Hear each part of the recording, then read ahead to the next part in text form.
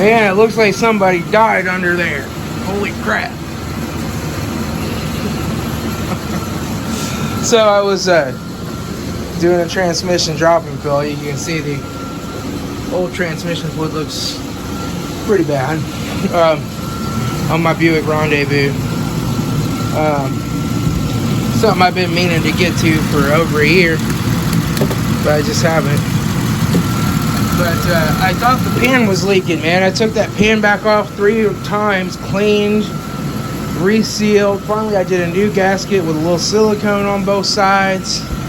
And it's still like, I put transmission fluid in and it just starts dripping out the pan. And I was like, wait a minute. Is it dripping out the pan or is it coming from up top somehow? And what I found, let's see if I can find a light that works here. Nope. How about this one? This one got any juice? That one's got a little juice. What I found was there was a hole. A little ways down.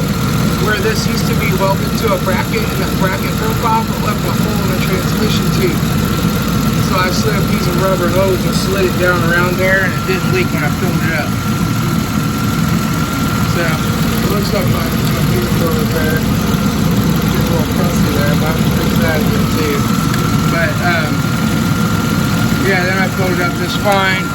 But I got transmission fluid all over the rear exhaust. I accidentally spilled some on the front exhaust.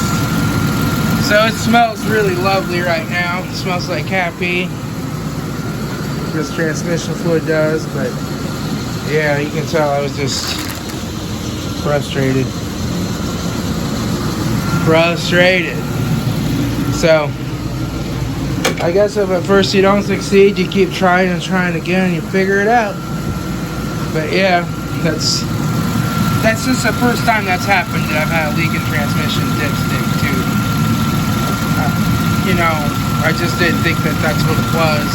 It looked like it was coming out the back of the pan. I was like, what the heck? I kept scraping it and cleaning it, making sure everything was perfect, and it just kept leaking. I'm like, what the heck? And then I actually started looking around up here and I seen transmission fluid on the exhaust. I'm like, uh-oh, it's coming from up here somewhere. So that's what it was. But I'm just gonna let her come up to temperature, take her for a drive and check that transmission fluid one more time. But you can tell my old transmission fluid, it really was time. I'm sure it's probably had it changed before, but it hasn't been changed in a long time. So I just did a drop and fill with a new filter.